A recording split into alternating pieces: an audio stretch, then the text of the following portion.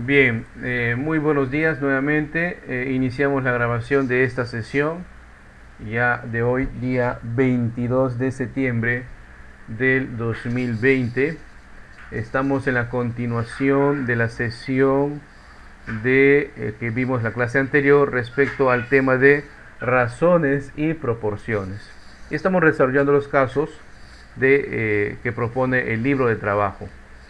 Bien, acá en este caso número 4 nos dice que el cigüeñal, ustedes saben que, o si no lo saben, dentro de un motor existe una parte del motor que se llama cigüeñal.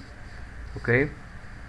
Dice, el cigüeñal gira a 3000 revoluciones por minuto. ¿Qué significa revolución? Nosotros en la introducción al tema de trigonometría básica hemos visto que un ángulo de revolución es una vuelta.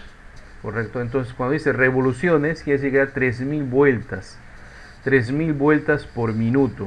O sea que en un minuto ese cigüeñal ha dado 3000 vueltas. Bastante, ¿no? Y nos dice el árbol de leva. El árbol de leva es otra parte del motor, ya, de todo motor. El árbol de leva gira a 1500 revoluciones por minuto. O sea que en un minuto ha hecho 1500 vueltas. Y nos preguntan, ¿cuál es la razón entre el cigüeñal y el árbol de leva?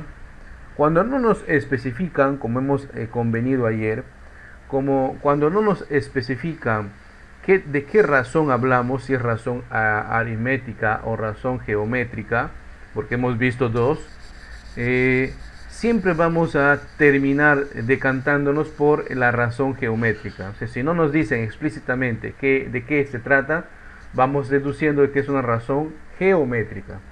Muy bien, dicho esto, vamos a apuntar los datos. ¿Ya? Hemos aprendido algo de mecánica acá, ¿no? Entonces, tenemos el cigüeñal, ¿verdad? Vamos a apuntar por acá. Está en rojo. ¿Por qué está en rojo? Bien, vamos.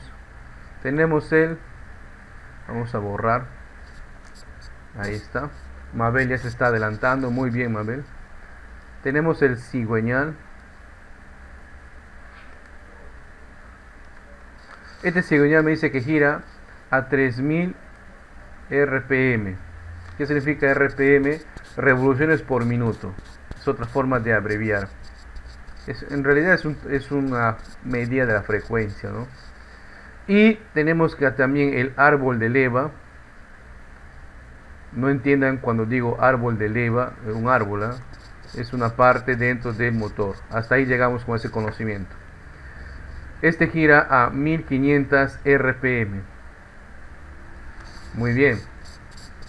Fíjense que me estoy deteniendo a escribir esto. Muy importante. ¿Ya? Me piden la razón. En este caso la razón entre el cigüeñal. Es muy importante entre quién. El cigüeñal. Entonces ese va a ser el primer número.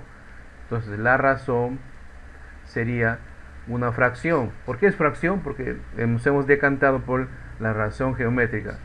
El cigüeñal gira a 3000 RPM.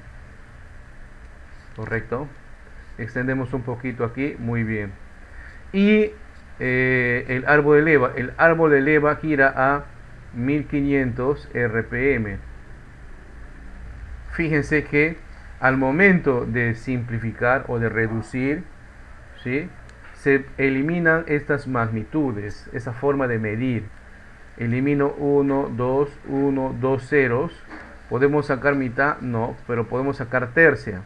Tercia de 15 es 5 y tercia de 30 es 10. Podemos sacar quinta. Quinta de 5 es 1 y quinta de 10 es 2. Entonces, la razón geométrica, ¿no? Por lo tanto, la razón geométrica entre el cigüeñal y el árbol de leva quedaría como 2 entre 1. No podemos poner 2 porque estamos comparando dos cantidades. Correcto, estamos comparando dos cantidades.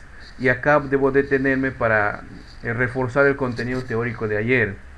La razón geométrica es una medida matemática adimensional. ¿Qué significa adimensional? O sea, que no tiene dimensiones. Las dimensiones siempre se eliminan, como acá, miren, ve. Acá hemos eliminado las dimensiones. Y es muy importante esto porque imagínense que de repente sea un caso de tipo venganza Apache en el cual pues queremos que el alumno falle, porque siempre hay casos de esos. Y en lugar, por ejemplo, de que nos den uno de estos valores, en lugar que nos den en RPM, en revoluciones por minuto, supongamos que les den en revoluciones por segundo. Entonces, las dos cantidades que estamos queriendo comparar no van a estar en las mismas unidades de medida. ¿Qué hay que hacer en ese caso? Lo que hay que hacer en ese caso es convertir o uno o lo otro. Tengan mucho cuidado con eso. Cuando vamos a calcular razones, si bien es cierto, matemáticamente es bien sencillo, porque es una fracción al final y al final la fracción se reduce, ¿no? Pero hay que tener cuidados cuando vamos a calcular razones con magnitudes. Si son razones con magnitudes, pues hay que observar qué magnitud es. Por ejemplo, si nos hubieran dado velocidades, que las velocidades estén en las mismas medidas. Si es metros por segundo, ambas cantidades tendrían que estar en metros por segundo. Si es kilómetros por hora, ambas cantidades tendrían que estar en kilómetros por hora. De no ser así, hay que efectuar una conversión previa para poder recién calcular la razón. Ese es un típico error que a veces cometemos los alumnos novatos. Como loquitos vamos a reemplazar el dato y llegamos a un cálculo incorrecto. Muy bien. Siguiente caso de la clase. Ahí pueden ver ustedes una imagen. Ya a todos viene a la mente que acá se trata de un juego de engranajes, ¿no? Engrane, ¿no? Son ruedas dentadas también se llaman. Vamos a leer el enunciado. Nos dice, un engranaje conductor ha girado 6000 revoluciones. Ya entendemos eso, ¿cierto? O sea, da 600 vueltas, pero no nos dice en qué unidad de tiempo. Muy bien. Mientras que el engranaje conducido ha dado 750 vueltas o 750 revoluciones. Muy bien. Pregunta: ¿cuál es la razón entre el engranaje conductor y el engranaje conducido? Un poquito de conocimiento y cultura general. Todos ustedes alguna vez han manejado moto o se han movilizado en una moto o en motocar, ¿cierto? La moto y el motocar pues tienen también engranajes que están unidos por una cadena, ¿no? Tenemos el piñón y la catalina, ¿cierto? El que da la fuerza, el que da el movimiento, o sea, el engranaje conductor ahí vendría a ser el piñón, ¿verdad? Porque es el que ejecuta la fuerza directa que viene del motor y le da la fuerza a la catalina, que es otro engranaje por lo general más grande, para que comience a moverse. Acá nos dice que el engranaje que se está moviendo, el que da la fuerza, ¿no? Es el de que ha girado 6000 veces, o sea, ha dado 6000 vueltas. Y el que le acompaña al movimiento ha dado 750 vueltas. ¿Ok? Por lo general siempre, el engranaje que experimenta el movimiento, o sea, el engranaje conductor, por lo general es el más pequeño, ¿no? Ejemplo, la moto, ¿no? Por lo general es el más pequeño. Y el más grande es el engranaje el cual es conducido. Muy bien, vamos a apuntar los datos, ¿ok? Los datos me dice que el engranaje conductor, vamos a poner el conductor, ¿cuántas vueltas da? 6000 revoluciones, ¿correcto? 6000 revoluciones. El conducido, ¿cuántas vueltas da? Pues ha dado 750 vueltas. Vamos a poner vueltas o revoluciones. Muy bien, voy a representar por V, ¿ok? Me piden calcular la razón entre muy bien, la razón entre el engranaje conductor, y ya sabemos, si no me especifica qué razón es, ya directamente vamos a decantarnos por una razón geométrica. El engranaje conductor a 6000 vueltas.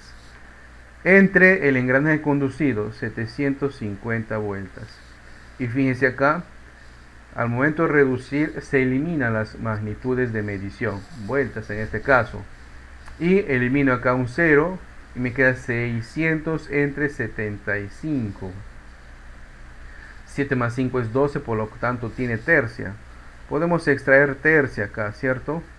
Tercia de 75 será ¿cuánto? 25, ¿no? ¿Sí? Caray. Perdón. Tercia de 75, ¿cuánto será? 25. 25 por 3, 3 por 5 es 15, llevo una, 3 por 2, 6, más 1 es 7, correcto. Tercia de 600, 200, ¿no? 2 por 3, 6. Ya no puedo extraer quinta, pero tercia, perdón, pero sí podemos extraer quinta. Quinta de 25, 5. Quinta de 200, 40, ¿no? 5 por 4, 20. Nuevamente quinta, vamos a hacer con multicolor. Quinta de 5 es 1 y quinta de 40 es 8, ¿verdad? 8 por 5, 40. Corrígeme si me equivoco, por favor.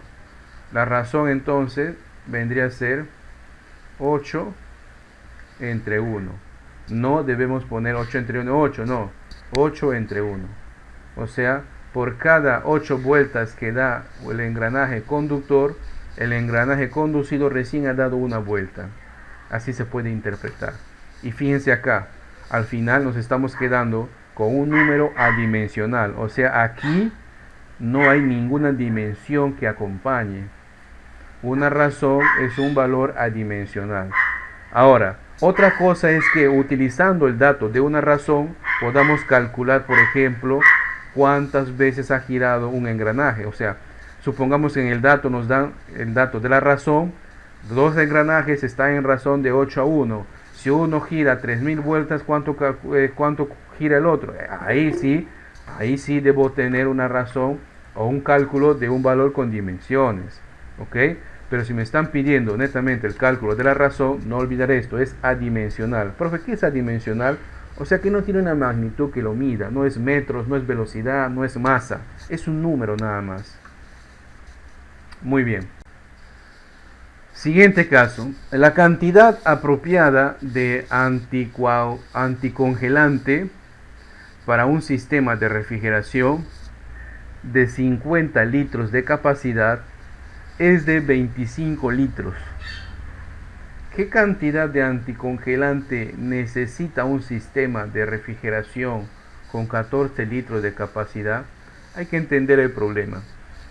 Ustedes observan acá un gráfico y es el diseño pues de un sistema de refrigeración. Nosotros vivimos pues en un ambiente caluroso y casi siempre en algunas instituciones utilizan un sistema de refrigeración y nosotros le llamamos simplemente como aire acondicionado, ¿no? Que mediante un proceso termodinámico lo que se hace es que el ambiente pues tenga una temperatura más baja respecto al exterior. Por ejemplo, cuando usted va al banco o a una institución, o cuando alguna vez se ha ido a inscribir al Senati, si ha logrado ingresar a las oficinas físicas del Senati, ha notado pues eso, ¿no? Que hay un ambiente con aire acondicionado. Este sistema de refrigeración utiliza un líquido llamado anticongelante, ¿no? Un líquido llamado anticongelante. Y no ocupa todo el sistema, porque hay otras cosas más. No ocupa todo el sistema. Háganse la idea, es como una limonada. Hay agua, limón y azúcar. El azúcar no ocupa todo el vaso, igual que el limón, no. Hay una parte de ella. ¿Sí? Hay una parte. Sin entrar a la regla de 3 simple, como está proponiendo un compañero. ¿Ya? Sin entrar a regla 3, todavía estamos en este tema. Y vamos a apuntar. Nos dice que la cantidad apropiada de anticongelante para un sistema de refrigeración de 50 litros, o sea, el total del sistema tiene 50 litros. Voy a ponerle L. ¿Sí? Para un total de 50 litros se necesita, ¿qué cantidad de anticongelante? Voy a poner A de anticongelante, 25 litros. Muy bien. Entonces, para un sistema de 50 litros, un total de 50 litros, se utiliza 25 litros de anticongelante. Y nos preguntan después, ¿qué cantidad de anticongelante se necesita en un sistema de refrigeración con 14 litros de capacidad? Muy bien. O sea, ¿qué cantidad? Voy a ponerle acá el total 1 y anticongelante 1. Y nos dan otros datos, ¿verdad? En otro sistema, nos dicen, prácticamente en otro sistema, tenemos una capacidad total, le voy a llamar eso total 2, de 14 litros.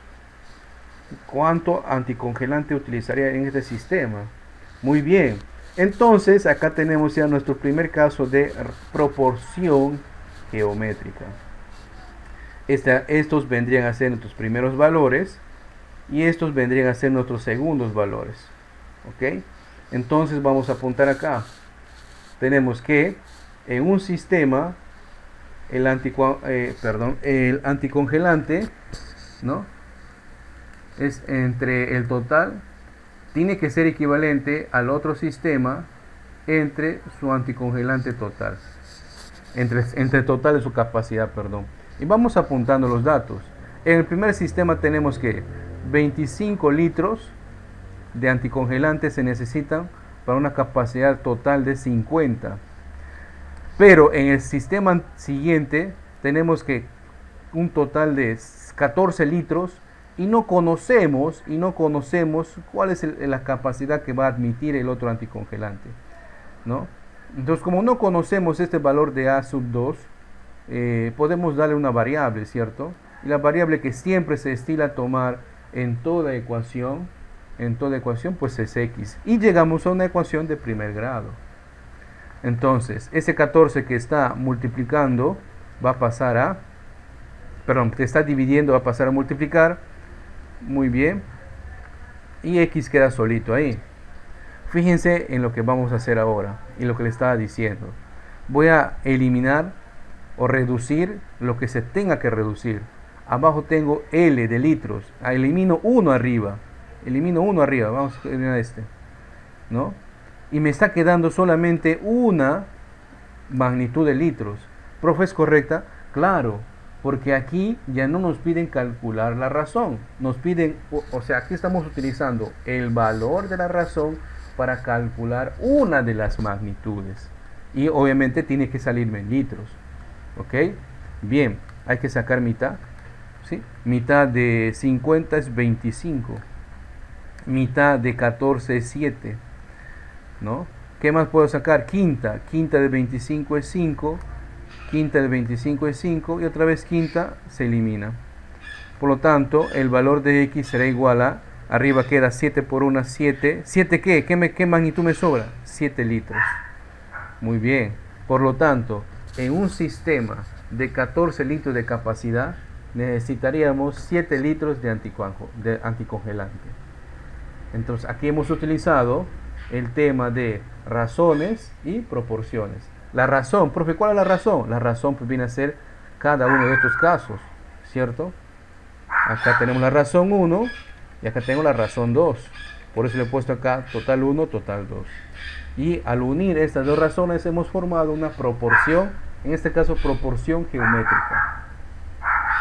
Muy bien, nos dice acá en este enunciado un transistor de 8 mm, o mm no es una marca de chocolate, es 8 milímetros, ¿no? Está representado en un dibujo, le he recortado la palabra en un dibujo de 40 milímetros. Nos preguntan, ¿cuál es la escala del dibujo? Primero, ¿qué es un transistor? Un transistor es un componente electrónico, ¿correcto? Hay distintos tipos de transistores. Generalmente pues tiene 3 patitas, por lo general lo básico tiene 3 patitas. No sé si ustedes habrán visto algún componente electrónico que tiene 3 patitas, ¿no? No es que tiene patas físicas de verdad, sino es que se le conoce así, ¿ya? Es un componente electrónico. Bien, este componente electrónico, que en el mundo real mide 8 milímetros, en un papel está dibujado con 40 milímetros. Fíjense ustedes y analicemos. Y vamos a apuntar el dato, ¿ok? Apuntemos el dato. El tamaño real, caray, el tamaño real del transistor, ¿cuál es? 8 milímetros, ¿cierto? 8 milímetros. Y el tamaño en el dibujo, ¿cuánto es? 40 milímetros, ¿sí? Analicemos esto. El transistor mide 8 y en el papel, o sea, donde se lo está representando, le hemos puesto un tamaño de 40. ¿Ustedes creen que es una escala de, o sea, el transistor se ha ampliado en el dibujo o se ha reducido? Obviamente, como pueden observar, el valor numérico se ha ampliado, ¿verdad? Se ha hecho más grande, ¿cierto? Se ha hecho más grande. Y si nosotros recordamos la fórmula de una escala, ¿no? Que también lo podemos representar por la letra E, es una fracción, o sea, es una razón, ¿cierto? Es una razón, todavía es una razón. ¿Y cuál es esa razón? Ustedes recuerdan el tamaño en el papel entre el tamaño real, ¿cierto? El tamaño en el papel entre el tamaño real, ¿ya? Para ver de repente si me estoy olvidando. Vamos a ver acá está la fórmula. ¿Recuerdan la fórmula del carrito? Ahí está, ¿no? Tamaño en el plano, o sea, tamaño en el papel. Cuando decimos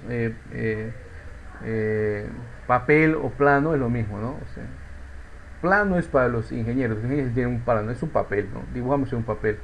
Dividido entre la longitud o el tamaño real. Muy bien. Vamos entonces a calcular lo que nos están pidiendo calcular. Que acá, ¿cuál es? ¿Cuál es la escala? Dicho esto, ya podemos utilizar entonces la escala.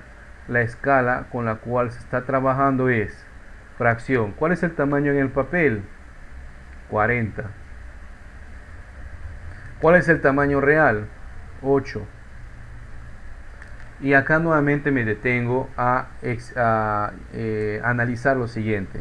Siempre tienen ustedes, al momento de calcular una razón, siempre debemos observar la magnitud, o sea, en qué se está midiendo, y en lo que se está midiendo tienen que ser iguales. Si no son iguales, tengo que hacer una conversión. En este caso, para beneficencia nuestra, nos están dando en la misma magnitud de medida, o sea, en milímetros. Milímetros para el tamaño real, milímetros para el tamaño en el dibujo. ¿Qué pasaría si no fuese el caso? ¿Qué hubiera pasado si es que nos hubieran dicho un transistor de 0,08 centímetros y el tamaño en el dibujo 40 milímetros? No hubiera podido directamente reemplazar eso en la fórmula. ¿Por qué? Porque están en distintas unidades de medida. Si bien es cierto, seguimos midiendo longitud, pero están en distintas. Entonces tendría que hacer una conversión. Mucho cuidado en eso, por favor. Mucho ojito ahí, mucho cuidado, ¿ya?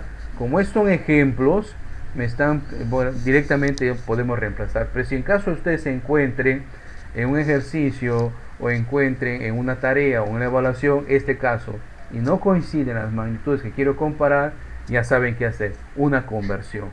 Bien, acá como no es el caso, vamos a eliminar, se elimina magnitud milímetros por milímetro y podemos simplificar, ¿cierto? Sacamos mitad de 8, que es 4, mitad de 40, que es 20, mitad de 4, que es 2, mitad de 20, que es 10, mitad de 2, que es 1, y mitad de 10, que es 5. Por lo tanto, entonces, vamos a mover un poquito la pizarra. Entonces, por lo tanto, tenemos que la escala a la cual se está trabajando es de 5 a 1. ¿Qué significa eso? Que 5, un milímetro o un valor, un milímetro en el mundo real, en tu papel va a equivaler a 5 veces esa cantidad, a 5 milímetros. ¿Ok? La razón entonces, o la escala es 5 a 1. En ese caso la alternativa A, ¿verdad? Muy bien.